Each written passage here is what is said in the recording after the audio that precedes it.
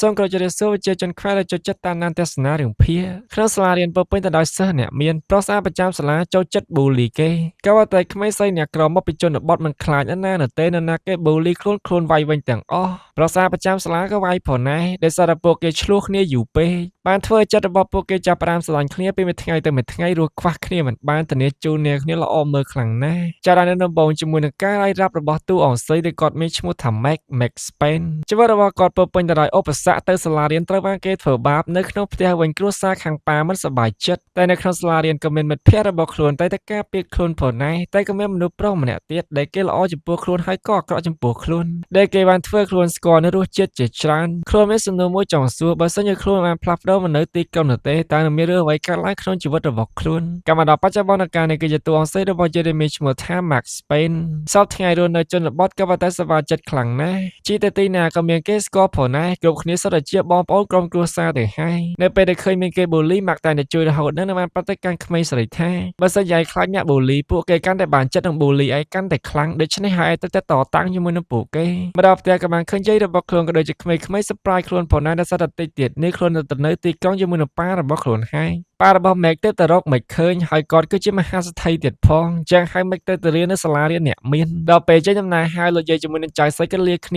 ផងដែរសេតភ្លាមតែម្ដងនៅដើមរឿងនេះដែលជីតាមផ្លូវយើងក៏បានឃើញតួអង្គប្រុសរបស់យាយគេមានឈ្មោះថា Deb ពេលនេះគេហៅដូចជាកំពុងតែតាមបញ្ញាទៅចាប់នរណាគេម្នាក់ហើយពិតជាចៃដន្យខ្លាំងមែនទែនក៏បានបោកគ្នាជាមួយនឹងម៉ូតូរបស់តួអង្គស្រីគេឲ្យតកង់ឡានរបស់គេចុះទៅសួរសុខទុក្ខយ៉ាងមើលតែពួកគេយ៉ាងមិនហើយតកង់ឡានរបស់គេចុះទៅយូរពេកគេក៏ចុះមកម្ដង Mac គាត់នៅឃើញគេដូចជាចង់លងស្នេហ៍ហើយដោយសារតែសង្ហាខ្លាំងពេកសង្ហាដូចជាអ្នកមើលអញ្ចឹងសង្ហាក៏ប៉ុន្តែមិនប្រកាសថាចរិតល្អនោះទេដែលគាត់នៅចុះម្ដងក៏បានសួរទៅកាន់ Mac តែម្ដងអស់ប៉ុន្មានខ្ញុំចេញលុយ Mac ក៏បានប្រាប់ទៅកាន់ Deb ថាខ្ញុំមិនត្រូវការលុយរបស់លោកនោះទេក៏ប៉ុន្តែត្រូវការឡានរបស់លោកជូនគាត់ទៅកាន់មន្ទីរពេទ្យគាត់បែកក្បាលហើយនៅពេលនេះក៏ប៉ុន្តែ Deb បានប្រាប់ថាខ្ញុំគ្មានពេលនោះទេទម្លាក់ទឹកលុយមកចាំខ្ញុំឲ្យទៅកាន់នាង Mac ខឹងជាមួយនឹង Deb ខ្លាំងណាស់នៅពេលហ្នឹងមិនបានជាគិតថាលុយអាចដោះស្រាយបញ្ហាបានតែ Mac មិនព្រមយកលុយនោះទេ Deb ក៏មិនព្រមឲ្យលុយផងដែរទៅគេបានបើកឡានចាកចេញទៅ Mac ពិតជាខឹងខ្លាំងណាស់នៅពេលហ្នឹងកុំមុខរបស់ Deb ទុកដែល Mac សន្យាជាមួយនឹងខ្លួនឯងថាជួបគេនៅទីណាវាយនៅទីហ្នឹងតែម្ដងមកដល់ព្រានយន្តហោះហើយលោកពូរបស់ Mac ក៏បានឲ្យលុយមួយចំនួនទៅកាន់ Mac ផងដែ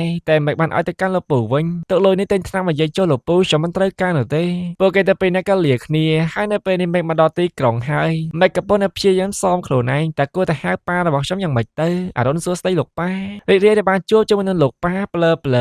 ើពេលនឹងលោកប៉ារបស់ Mac ក៏បានចូលមកដល់គាត់នឹងជួបជាមួយនឹងប៉ាភ្លាមនិយាយតែអរុនសួស្ដីនឹងមិនត្រូវផងហើយពេលជួបដំបូងមិនហ៊ានហៅប៉ានោះទេហៅតែពូទើបប៉ារបស់ Mac បានប្រាប់ថាហើយលោកពូយ៉ាងម៉េចយើងគឺជាប៉ារបស់ឯងជិះតាមផ្លូវស្ទះទៀតផងហ្វីលីពីនស្ទះដោយតែកម្ពុជានោះទេប៉ារបស់ Mac ក៏បានឃើញខ្សែកនៅលើខ្លួនរបស់ Mac ដែលខ្សែកនេះគាត់ឲ្យទៅកាន់ម៉ាក់របស់ Mac តែប៉ារបស់ Mac ក៏មានប្រពន្ធហើយនេះគឺជាកូនស្រីរបស់គាត់យើងឃើញតែកូនស្រីរបស់ប៉ា Mac នោះដូចជាមិនសូវចូលចិត្ត Mac នោះទេ Mac ក៏ឈានជើងចូលមកដល់ផ្ទះមួយនេះត្រូវបានគេរើសអើងពេញនឹងបាត់ទៅហើយចាំមើលទីទៀតទៅនៅយ៉ាងម៉េចនៅពេលដែលញ៉ាំបាយប៉ារបស់ Mac បាត់ទៅកាន់កូនស្រីរបស់គាត់ផងដែរឲ្យជួយបង្រៀនភាសាខ្លះៗទៅកាន់ Mac នៅហ្វីលីពីនគេនិយាយភាសាអង់គ្លេសលាយជាមួយនឹងភាសារបស់ពួកគេតែភាគច្រើននៅពេលដែលគេនិយាយអង់គ្លេសគឺគេនិយាយជាមួយប្រយោគសូម្បីតែអ្នកបម្រើនៅក្នុងផ្ទះក៏និយាយភាសាអង់គ្លេសផងដែរអ្នកគ្នាដែលកូនស្រីរបស់គាត់ម្នាក់ទៀតមានឈ្មោះថា L អត់សូវពេញចិត្តជាមួយនឹង Mac នោះទេពេលនេះត្រូវឲ្យសម្លៀកបំពាក់ទៅកាន់ Mac ទៀតផងនៅសារតែស្អែកនេះត្រូវទៅសាលារៀនដែលចូលគ្នាដំបូង L បានប្រាប់ទៅកាន់ Mac ថាអត់មាននរណាគេពេញចិត្តឯងរស់នៅទីនេះនោះទេក្រៅពីប៉ារបស់យើ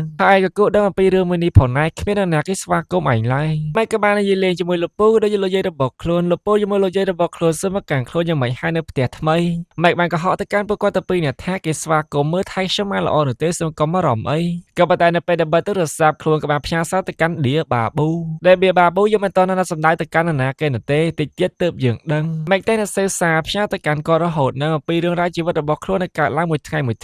ដូចជានៅថ្ងៃនេះអញ្ចឹងបានជួបជាមួយនរណាគេខ្លាម្ដងនេះមានបញ្ហាអ្វីកើតឡើងខ្លះសរសេររួចហើយខ្លួនក៏កេងតាមធម្មតាពេលខ្លះក៏លួចសតទឹកភ្នែកផងដែរដោយសារតែតូចចិត្តព្រឹកឡើងក្បាលមកដល់ទៅរៀនជាមួយនឹងលោកប៉ា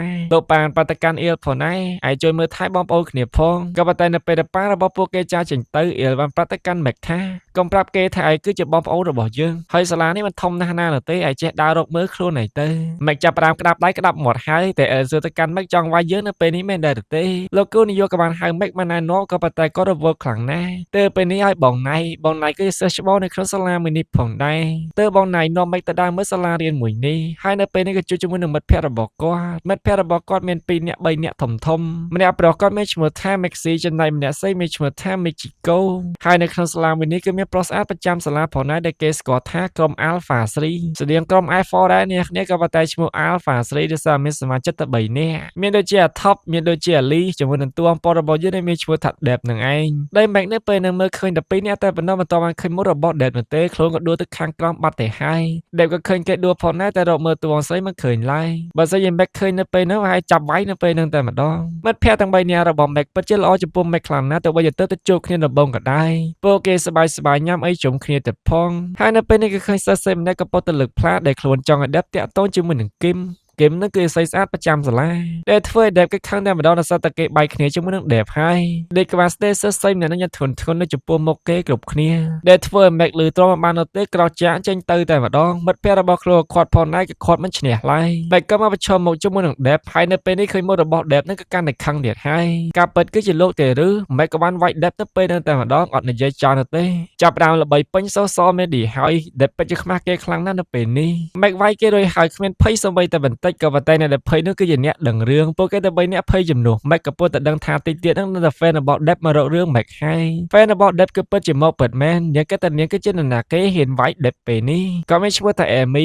នឹងគឺជាគ្នារបស់ L ផងដែរបានដល់ក្នុងថ្នាក់ហើយពួកគេអង្គុយក្រោយនោះទេដោយសារតែតុកនេះមានម្ចាស់ហើយជារបស់ Deb ក៏ប៉ុន្តែ Mac បានប្រធាននរណាគេមកដល់មុនគឺអង្គុយមុនហើយកុំគ្នារបស់ Deb ក៏បានចូលមកដល់ដែលបដកម្មមិត្តភ័ក្តិរបស់គេទាំងពីរនាក់ចាត់ការទៅពួកគេទាំងពីរនាក់ក៏លើក Mac អង្គុយនៅខាងក្រោយគ្រូក៏បានមកដល់ទៅ Mac ប្រងអង្គុយនៅពេលហ្នឹងគ្រូមានប្រធានបទមួយតាក់ទងជាមួយនឹង True Love ដែលក្រោយឈរឡើងគេមិនទៅជាប្រុសស្អាតនោះទេគឺសិស្សប្រកែម្នាក់ដូចគ្នាដែលគេបាននិយាយថា True Love មិនខ្វល់អំពីភេទនោះទេភេទប្រុសភេទស្រីគឺ LGBT ហើយ True Love គឺជាការដែលរកឃើញសុភមង្គលនៅក្នុងខ្លួនរបស់មនុស្សម្នាក់ទេ True Love ពិតជាកម្រហើយពិសេសខ្លាំងណាស់ដូចជារន្ទះបាញ់អញ្ចឹងរន្ទះបាញ់មិនដែលបាញ់កន្លែងដដែល2ដងនោះទេបាញ់តែម្ដងតែប៉ុណ្ណោះគេអង្គុយចុះគេតែឆ្លើយបានល្អហើយតែសាប់តែ Mac ក្រោកឈរឡើងនរណាគេទៅប្រៀបធៀប True Love ជាមួយរន្ទះបាញ់នោះទេតើមាននរណាគេចង់ឈឺចាប់ដោយសារស្នេហា True Love មិនប្រកាសថាតែងតែ happy ending មានរឿងស្នេហាជាច្រើនដែលយើងធ្លាប់អានមិនមែន happy ending ទាំងអស់នោះទេនៅក្នុងថ្នាក់មួយនេះតែប៉ាម៉ារបស់នរណាគេខ្លះបែកបាក់ហើយប៉ាម៉ារបស់នរណាគេខ្លះនៅជុំគ្នាដែល Mac ក៏នៅចង់តវ៉ាដោយសារតែការប្រៀបធៀបរបស់ Deb ខុសហើយនរណាគេទៅប្រៀបធៀប True Love ជាមួយនឹងរន្ទះបាញ់គ្រប់គ្នាគឺខ្លាចរន្ទះបាញ់ខ្លាចសេចក្តីស្លាប់ខ្លាចការឈឺចាប់លោកក៏គួរតែជៀសវាងពីវាផងដែរមិនមែនរត់តាមវានោះទេដែលបាននិយាយថា Mac ជាមនុស្សមិនចាស់ទុំតែ Mac បានសើទៅកាន់ Deb វិញចូលលោកគឺជាមនុស្សចាស់ទុំមែនតែស្ទើរតែសម្លាប់មនុស្សហើយក៏ប៉ុន្តែបាច់ជារត់គេចចាប់ផ្ដើមចូលរឿងរ៉ាវផ្ទាល់ខ្លួនហើយកំពុងតែរៀននោះទេនៅពេលដែលនិយាយដល់រឿងមួយនេះ Deb គេគាំងតែម្ដងកណ្ដឹងក៏រោពួកគេក៏បំបែកជួរនៅពេលនោះទៅពួកគេតែ3នាក់កំពុងតែបារម្ភទៀតហើយឯងប្រយ័ត្នលេខខំមនុស្សណាម៉េចក៏ប៉ុន្តែ Mac បានប្រាប់ទៅកាន់ពួកគេទាំង3នាក់វិញថាខ្ញុំស្អប់តាំងពីឃើញដំបូង hate at first sight ដែលតួរបស់ពួកគេទៅពេលអ្នកចិត្តគ្នាទៀតផងអត់ចាំយើងនោះទេ Deb បានមករក Mac នៅពេលនោះតែម្ដងចង់បង្ករឿងហើយ Mac បានសើទៅកាន់ Deb ទៅលោកចង់ធ្វើអ្វីលោកគិតថា bully ខ្ញុំបានមែនដែរទេពេលនោះក៏មានគេរត់បុក Deb ដែលធ្វើឲ្យពួកគេទៅពេលនេះថើបគ្នាដោយប្រយោលរឿងរបស់យើងភាគទី1ក៏ចោទទៅទឹមនេះឯងហើយនៅពេលនេះក៏មកខាតពេលយូរចោទទៅកាន់ភាគទី2ការថើបមួយនេះធ្វើឲ្យផ្អើលមនុស្សជុំវិញខ្លួនហើយក៏ប៉ុន្តែ Mac មិនផ្អើលជាមួយនោះទេលោកគិតថាលោកធ្វើអញ្ចឹងទៅខ្ញុំស្រឡាញ់លោកមែនទេមួយប៉ុននេះចាប់ផ្ដើមល្បីលើ social media ទៀតហើយមិត្តភ័ក្តិរបស់ Deb សើទៅកាន់ Deb ផងដែរស្រឡាញ់នាងមែនដែរទេមិត្តភ័ក្តិទាំងសងខាងចាប់ផ្ដើមបង្អាប់ពួកគេហើយមិត្តភ័ក្តិរបស់ Mac ក៏បបួល Mac ទៅរៀននៅឯកាហ្វេផងដែរ Mac ក៏យល់ព្រមទៅជាមួយនឹងពួកគេក៏នៅចូលមកដល់ក៏បានលឺម្ចាស់ហាងក៏ល្អចង់រើសបុគ្គលិកទើប Mac ព្រមធ្វើនៅទីនេះតែម្ដងដោយសារតែខ្លួនត្រូវការលុយចំណែក Deb វិញនៅពេលនេះគឺកំពុងតែវឹកហាត់ទៀតហើយគេបានឃើញវីដេអូរបស់ក្រុមមកខាងទៀតផងដែរដែលក្រុមនេះគឺយកឈ្នះគេកាលពីឆមាសមុននិយាយទៅគឺជាសត្រូវជាមួយគ្នាតែម្ដងក្រុមទាំងពីរនាក់ហ្នឹងដែលក៏នៅឃើញវីដេអូភ្លាម Mac ក៏បានហៅក្រុមរបស់ខ្លួនឲ្យវឹកហាត់បន្តទៀតមិនទាន់ឈប់សម្រាកដល់ត្រឹមនេះនោះទេបន្តឲ្យវឹកហាត់រួចហើយគេត្រឡប់មកដល់ផ្ទះតាមធម្មតាផ្ទះធំក៏ប៉ុន្តែតូចដោយសារតែគ្មានមនុស្សនោះទេគេសើទៅកាន់អ្នកបម្រើផងដែរតែម៉ារបស់គេនៅទីណាអ្នកបម្រើក៏បានប្រថាម៉ារបស់គេនៅឯមន្ទីរពេទ្យទើបតែបានទៅមន្ទីរពេទ្យដែលនេះគឺជាបងប្រុសបង្កើតរបស់គេម៉ារបស់គេក៏ពុតតែមើលបងប្រុសរបស់គេបើមើលទៅតាមឯកសណ្ឋានម៉ារបស់គេគឺជាគ្រូពេទ្យម្នាក់ផងដែរនៅទីនេះដែលគាត់នៅឃើញមុខរបស់គេភ្លាមមិនចង់និយាយជាមួយនោះទេគាត់ គាត់ក៏បានចាកចេញទៅដែលបានទិញអាហារផ្លែឈើមកញ៉ាំផងដែរក៏ប៉ុន្តែមាននរណាគេញ៉ាំជាមួយមើលទៅកាន់ដែលគេហាក់ដូចធ្វើខុសជាមួយនឹងបងប្រុសរបស់គេបាននិយាយទូរស័ព្ទជាមួយនឹងបរិសម្នាក់យើងទៅរកមុខគេឲ្យឃើញជនដៃដល់ទៅទទួលកំហុសកម្មខាងម៉េចវិញត្រឡប់មកដល់ផ្ទះហើយមិត្តភក្តិរបស់ខ្លួនជូនមកប៉ារបស់ម៉េចក៏ចេញមកទទួលផងដែរក៏ប៉ុន្តែម៉េចប្រតិកម្មពួកគេថាគឺជាលោកពូរបស់ខ្លួននោះទេទើបពួកគេបាននឹងថាក៏ពិតទៅពូរបស់ម៉េចគឺជាប៉ារបស់អែលសតែនៅពេលដែលចូលដល់ក្នុងផ្ទះវិញលោកប៉ារបស់ម៉េចក៏បានសួរទៅកាន់ម៉េចបើអញ្ចឹងពួកគេថាយើងគឺជាពូរបស់ឯងទៅវិញទើបម៉េចបានប្រតិកម្មប៉ារបស់ខ្លួនតាមត្រង់ខ្ញុំប្រតិកម្មពួកគេបែបនេះប៉ារបស់ម៉េចប្រតិកម្មម៉េចថាកូនធ្វើអញ្ចឹងអីដែលរឿងនៃការឡើងចំពោះម៉េចជាមួយនឹងអែលគាត់មិនដែលគិតតែជារឿងតូចតាចនោះទេប៉ារបស់ម៉េចនៅពេលនេះក៏បានសួរទៅកាន់អែលតែម្ដងតែឯងធ្វើអ្វីដាក់ទៅកាន់ម៉េចបានជាម៉េចមិនហ៊ានប្រតិកម្មមិត្តភក្តិរបស់ខ្លួនថាយើងគឺជាប៉ារបស់គេអែលក៏បានប្រាប់ថាខ្ញុំមិនដឹងអ្វីនោះទេនាងគិតដូចខ្លួនឯងទេតាខ្ញុំពិតជាហត់នឿយខ្លាំងណាស់មកទទួលកំហុសដែលខ្ញុំមិនបានធ្វើអែលក៏បានចាកចេញទៅម៉េចមិនចង់បន្ទោសនរណាគេនោះទេខ្លួនគាត់ជាចង់ការពារអ្នកគ្រប់គ្នាតែប៉ុណ្ណោះក៏ប៉ុន្តែការគិតរបស់ខ្លួននឹងបែរជាផ្ដល់ផលអាក្រក់មកឲ្យក្រុមគ្រួសាររបស់ខ្លួនទៅវិញរឿងរ៉ាវគ្រប់យ៉ាងម៉េចតែអ្នកផ្ញើសារប្រតិកម្មឌៀលបាប៊ូរហូតនឹងថ្មីប្រុសម្នាក់ក៏បានចូលមកដល់គឺជាបងប្រុសបង្កើតរបស់អែលបងប្រុសរបស់មែលចង់បានម៉េចធ្វើជាបងស្រីធំរបស់ខ្លួនម៉េចក៏បានប្រថានៅថ្ងៃមួយយើងនឹងធ្វើជាបងស្រីធំរបស់ឯងក៏ប៉ុន្តែបងប្រុសរបស់អែលប្រតិកម្មម៉េចថាខ្ញុំប្រតិកម្មអ្នកគ្រប់គ្នាដូចហើយថាបងគឺជាបងស្រីធំរបស់ខ្ញុំចំពេលដែលអែលចូលមកដល់ទីនេះផងណែទៅបានឃើញទាំងអស់ទៅវិញនឹងកំពុងតែគិតអាក្រក់លើម៉េចទៀតហើយនាងក៏ចូលមកដល់ទីនេះសោះធ្វើជីវិតរបស់ខ្ញុំចាប់ផ្ដើមវេទនាទៅហើយខ្លួនក៏សម្រេចចិត្តចូលទៅក្នុង project មួយគេហៅថា project block project មួយនេះមកកើតឡើងគឺដើម្បីធ្វើបាប Mac តែម្ដងដែល Dev គេនៅក្នុង project មួយនឹងផងដែរ Dev នៅពេលនេះគេកំពុងតែមើលវីដេអូដែលគ្រប់គ្នាថតបានមើលបណ្ដាគេបែរជាមានអារម្មណ៍ល្អបណ្ដាទៅវិញក៏ប៉ុន្តែមិនទាន់ហ៊ានសារភាពខ្លួនឯងនោះទេថ្ងៃនេះគេមកវឹកហាត់ក៏ប៉ុន្តែមិនមាននរណាគេវឹកហាត់គេបានជួបជាមួយនឹង Mac ម៉េចក៏បានបោកបាល់ហើយក៏ញញឹមស្រស់ស្រាយដាក់គេទៀតផងនៅពេលនេះពួកគេទៅពេលនេះហាក់ដូចជាមានមនុស្សចេតនាម៉ងរោក៏មិនលឺឡើងក៏ពេលទៅគេញសពឃើញគេសោះនៅពេលដែលពួកគេមកដល់សាលានៅថ្ងៃនេះនេះគឺជាសមាជិកទាំងអស់នៅក្នុង project block ពួកគេកំពុងតែពិភាក្សាគ្នាហើយធ្វើយ៉ាងម៉េចដើម្បីឲ្យ Max Spare នឹងលែងមករៀនតែម្ដងដែលបានប្រតិកម្មអ្នកគ្រប់គ្នាថាដើម្បីធ្វើបាបមនុស្សម្នាក់ទាល់តែស្គាល់មនុស្សម្នាក់នឹងឲ្យច្បាស់សិនអ្វីដែលនាងចូលចិត្តជាងគេអ្វីដែលនាងមិនអាចរកខ្វះបានក្រុមគ្រួសារសាច់ញាតិតែនិយាយដល់ក្រុមគ្រួសារ L ហាក់ដូចជាមានខ្លួនក៏តែមិនដល់ហ៊ានប្រតិកម្មអ្វីនោះទេបន្ទាប់ពីពួកគេពិភាក្សាជាមួយគ្នាមួយព្រឹករួចហើយពេលនេះចាប់ផ្ដើមជីកប្រតិបត្តិកា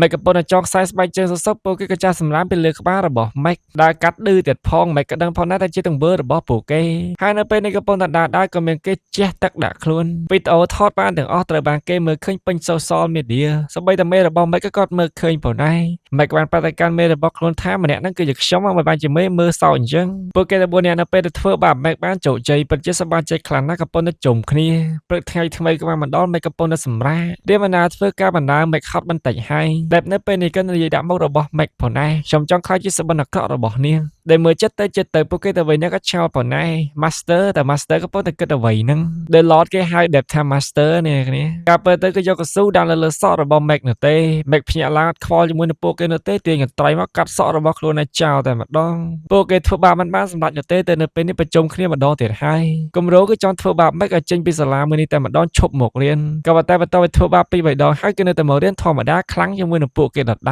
លថ្ងៃថ្មីក៏បានមកដល់ Mac ដើមម្នាក់ឯងនោះទេកំពុងតែប្រយ័ត្នមុខប្រយ័ត្នក្រោយចាប់ផ្ដើមឃើញមុខ Dev ជាមួយនឹងគ្នារបស់គេទៀតហើយនៅពេលដែលចិត្តដល់កន្លែងកើតហេតុ Mac ហាក់ដូចជាដឹងមុនទៅនៅពេលនេះវាយពួកគេមុនចាក់អត់ត្រូវ Mac នោះទេវីដេអូក៏ផុសនៅលើ social media ល្បី Mac របស់យើងម្ដងទេដែលធ្វើឲ្យមិនបានសម្រេចពួកគេចាប់ផ្ដើមប្រជុំគ្នាទៀតហើយប្រជុំគ្នាមួយផ្លែក្រោយមកនៅពេលនេះគឺមានគម្រោងការថ្មីរបស់ពួកគេគឺដាក់ថ្នាំរាកចូលទៅក្នុងភេសជ្ជៈរបស់ Mac ពួកគេលើកឲ្យ Mac នេះគឺជាកែវចុងក្រោយហើយតែ Mac សួរទៅកាន់អ្នកលើកថាបើលោកឲ្យខ្ញុំទៅលោកបានអ្វីញ៉ាំទៅម្ដងអ្នកហ្នឹងក៏បានប្រថាមិនអីនោះទេនាងញ៉ាំទៅចុះខ្ញុំមិនត្រូវការឡើយទើប Mac ក៏ពិតជាយល់ព្រមញ៉ាំពិតមែនចូលអន្ទាក់របស់គេបាត់ទៅហើយលើកនេះញ៉ាំបន្តមកប្រហែលផងក៏សាប់តែលឺសំឡេងចេញខ្យល់បាត់ទៅហើយគ្រប់គ្នាក៏សើច Mac តមកបាននោះទេក៏បានរត់ចាក់ចេញទៅគ្រប់គ្នាក៏ថតផុសល្បីពេញ social media ទីដែលនៅក្នុងបន្ទប់ទឹកមានអ្នកយាមដល់ទៅ3នាក់ឯណោះអត់ឲ្យនរណាគេចូលនោះទេដោយសារស្អុយខ្លាំងពេកនេះគ្នាពួកគេដល់3នាក់ក៏ប៉ុន្តែចូលចាំមើលប្រតិកម្មរបស់ Mac ពេលនេះក៏មានគេផ្ញើសារមកកាន់ Dev I miss you ចាំមើលស្ទូក៏បានឃើញ Mac ចេញពីបន្ទប់ទឹកវិញហើយ Mac បានប្រតិកម្មដល់គ្រប់គ្នាតោះបញ្ញាប់ទៅខ្ញុំប្រហែលជាលេតការងារហើយតែនិយាយតាក់ទងជាមួយនឹងកន្លែងធ្វើការតែនៅពេលនេះគ្រប់គ្នាដឹងទៀតហើយថា Mac ធ្វើការនៅទីណាហើយនៅពេលដែលថា Mac ធ្វើការនៅទីណាពួកគេចាប់ផ្ដើមរៀបចំគម្រោងការធ្វើបាប Mac ម្ដងទេដែលពួកគេបាន order មកហូបជាច្រើនតែម្ដងដាក់នៅអាសយដ្ឋានកន្លែងមួយក៏ប៉ុន្តែនៅពេលដែល Mac ទៅដល់អាសយដ្ឋានក៏បានឃើញថាផ្ទះហ្នឹងគឺអត់មាននរណាគេនៅទេផ្ទះដាក់ល កចោលទើបមេបានខកបាតុកាន់មេរបស់ខ្លួនសិស្សសាលាពួកគេប្រេងខ្ញុំតែប៉ុណ្ណោះក៏តែមេរបស់មេក៏បានប្រថាឯងគឺជាអ្នកយកទៅហើយយើងក៏ទៅកាត់លុយឯងផងដែរលើកាត់ក្នុងចំនួនច្រើនផងដែរធ្វើឲ្យមេពិតជាខូចចិត្តខ្លាំងណាស់មេក៏ធ្លាក់ភ្លៀងទឹកផងពូរបស់មេក៏បានខំមកកាន់មេតែនៅទីនោះយ៉ាងម៉េចហើយមេបានបាតុកាន់លពូថាមិនអីនោះទេពេលនេះខ្ញុំចេញមកដល់ជញ្ជូននៅខាងក្រៅរកលុយទៅបានទៅត្រូវមេឃភ្លៀងបែបនេះក៏តែយាយរបស់មេបានមើលឃើញតែមេកំពុងតែយំមេក៏បានប្រថាមានយំមកពីណាទឹកភ្លៀងទៅតាយាយមេពិតជាសំណោះខ្លួនឯងខ្លាំងណាស់ក៏បានយកមកហូបអាហារទាំងអស់នោះបោះចោលលើឡានរបស់ដេបតែម្ដងភាគទី2របស់យើងក៏ចោលទៅត្រឹមនេះឯងហើយនៅពេលនេះក៏មកខាតពេលយូរចូលទៅកាន់ភាគទី3មួយវីដេអូសម្រាប់3ភាគដោយសាររឿងនេះមួយភាគរៀងខ្លីដែរទេអ្នកគ្នាតែនៅពេលចូលទៅកាន់ភាគទី3ជាភាគបន្តនៃរឿងរបស់យើងចាប់ផ្ដើមភាគទី3ក៏តបពីភាគទី2អត់ប្រាប់ក៏អ្នកគ្នាដឹងផងដែរដែលនៅពេលដែលគេចេញពីវឹកហាត់វិញបានឃើញឡានរបស់គេខ្ទេចខ្ទីយកទៅហើយគេពិតជាខឹងជាមួយនឹងមេកខ្លាំងណាស់មេកបានចោទទៅកាន់គេថាគឺជាគំនិតរបស់លោកមែនទេថោកទាបខ្លាំងណាស់លុយនេះប្រហែលជាមិនសំខាន់សម្រាប់លោកនោះទេក៏ប៉ុន្តែវាស្មើជីវិតយាយរបស់ខ្ញុំម្នាក់ដោយមេកទៅធ្វើការរលួយដើម្បីផ្ញើទៅកាន់យាយរបស់ខ្លួនទិញថ្នាំលេបមេមិនដែលហ៊ានប្រាប់បញ្ហាមួយនេះទៅកាន់ប៉ារបស់ខ្លួននោះទេដោយសារតែប៉ារបស់ខ្លួនជួយខ្លួនច្រើនហើយមេកបានធ្វើដំណើរត្រឡប់មកវិញទាំងមិនសប្បាយចិត្តអង្អែខ្សែកដែលមករបស់ខ្លួនឲ្យខ្លួនទៅទិញពាក្យថាអ្នកក្លាហានស្រក់ទឹកភ្នែកតែមិនចោះចាញ់មកដល់ផ្ទះវិញហើយតែទឹកចូលទើបប៉ារបស់មេកចាប់បានតែកូនស្រីរបស់ខ្លួនរួចធ្វើការមេកក៏បានប្រថាដោយសារត្រូវផ្ញើលុយទៅកាន់លោកយាយមេកនៅពេលនេះដោយសារតែតោះហើយទៅខ្ចីលុយលោកប៉ារបស់ខ្លួនមេកកាត់ប្រាក់ខែអ្នកគ្នាចឹងហាត់មានលុយផ្ញើទៅកាន់យាយនៅទេខែនេះប៉ារបស់មេកបានប្រកាន់នៅទេខ្ចីប្រមាណក៏បានប៉ុណ្ណេះក៏ប៉ុន្តែអ្នកដែលប្រកាន់នោះគឺជាមិញរបស់មេកក៏ស្ដាប់ឮតែទាំងអស់នោះមិនពេញចិត្តទេតែនៅពេលដែលមេកទៅបាត់ក៏បាននិយាយជាមួយនឹងប្តីរបស់គាត់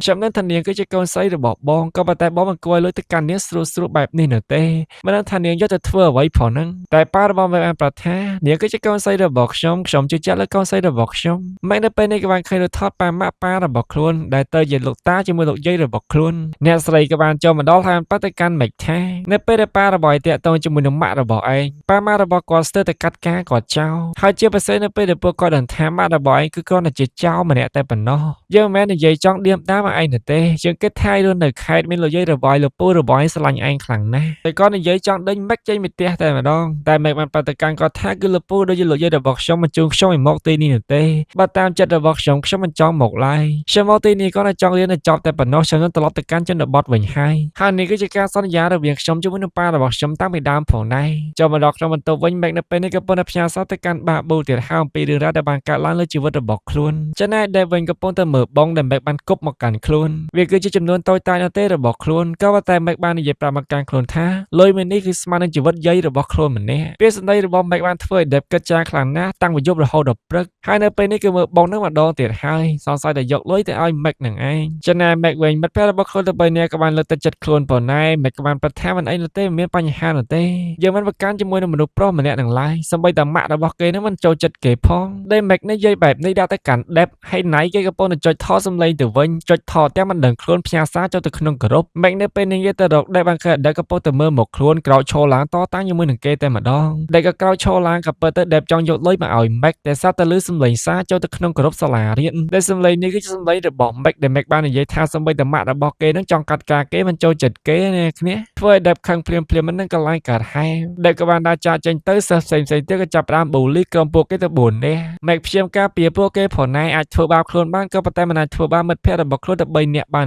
នទេដេបនៅយប់ឡើងគេមកជួបជាមួយនឹងបងប្អូនរបស់គេទៀតហើយគេបាត់ទៅកាន់បងប្អូនរបស់គេក្មេងស្រីម្នាក់និយាយត្រូវគឺសម្បីតែម៉ាក់ក៏មិនចូលចិត្តខ្ញុំផងណែនាងនិយាយមិនខុសនោះទេចុះបងវិញពេលណាដឹងខ្លួនម៉ាក់ក៏ប៉ុន្តែស្អប់ខ្ញុំហើយខ្ញុំចង់លេងវីដេអូហ្គេមជាមួយនឹងបងម្ដងទេយូរឡតគេចេញប្លុកម្ដងឡតនឹងគឺជាគ្នាម្នាក់របស់ដេបឡតរបស់គេនិយាយតែពីដេបតែប៉ុណ្ណោះថាដេបបានជួបជាមួយនឹងក្មេងស្រីម្នាក់ឆ្លើយឆ្នះខ្លាំងណាស់ហើយខ្លាចដេបនោះទេក៏មានបញ្ហាជាមួយគ្នារហូតនឹងតែការស្អប់រវាងគ្នាជាមួយនឹងគ្នាអាចនឹងខ្លាយជាស្នេហាថ្ងៃណាមួយដែរទេថ្ងៃថ្មីក៏បានមកដល់ដេបនៅពេលនេះក៏ពុទ្ធបូលីមេកទៀតហើយចំពេលលោកគ្រូនាយកចេញមកដល់ទីនេះល្មមទៅផាពួកគេទៅពេលនេះទៅផឹកតែក៏បដិកម្មពួកគេទៅពេលនេះមាន research មួយចង់ឲ្យពួកគេធ្វើតាក់ទងជាមួយនឹងការបូលីពួកគេក៏មានជំរឿសមួយទៀតផងណាមិនចាំបាច់ធ្វើ research វិញនេះទេក៏ប៉ុន្តែប៉ាម៉ាក់របស់ពួកគេគឺទៅតែមកជួបជាមួយនឹងលោកគ្រូ អត់មានជំនឿនោះទេមាននរណាគេចង់ឲ្យប៉ាម៉ារបស់ខ្លួនឯងដឹងឡើយតែនៅពេលនេះពួកគេទាំងពីរនេះយកប្លន់ធ្វើ project មួយនឹងជាមួយគ្នាតែធ្វើនៅផ្ទះរបស់ Dev ទៀតផងនៅសារតែ Mac មិនចង់ឲ្យគេទៅរញ៉េរញ៉ៃផ្ទះរបស់ខ្លួន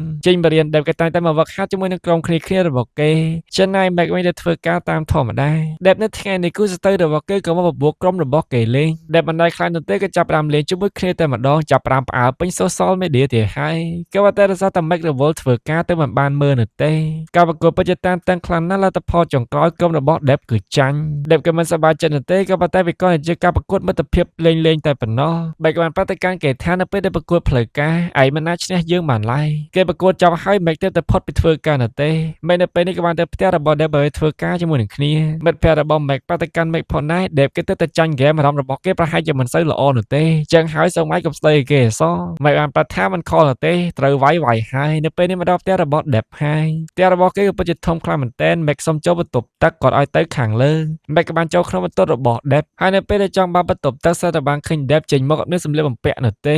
ហើយក៏អត់មានសិចផេកផងដែរគាត់នៅឃើញមុខ Mac ភ្លាម Dev ចាប់ផ្ដើមទៅចិត្ត Mac តែម្ដងធ្វើឲ្យ Mac ពិតជាភ័យខ្លាំងណាស់ហើយរឿងរបស់យើងសត្វតែចាប់តែត្រឹមនឹងតែម្ដងភេទទី3របស់យើងគឺវាតែប៉ុណ្្នឹងទេភាពបន្តខ្ញុំបានផុសរួចហើយនៅក្នុង channel ថ្មីរបស់ខ្ញុំទុកសម្រាយរឿងភាគនេះគ្នាភេទទី3ភេទទី4ជាមួយនឹងភេទទី5ក៏យ៉ាងផុសនៅក្នុង channel នឹងរួចហើយខ្ញុំដាក់ link នៅខាងក្រោម link នៅក្នុង description ជាមួយនឹង comment section អ្នកគ្នាចុចមើលទៅគឺបានមើលភ្លាមថ្ងៃនេះបងណាខ្ញុំមានតែប៉ុណ្្នឹងទេសូមអ្នកគ្នាចូលចិត្តរឿងមួយនេះ explosion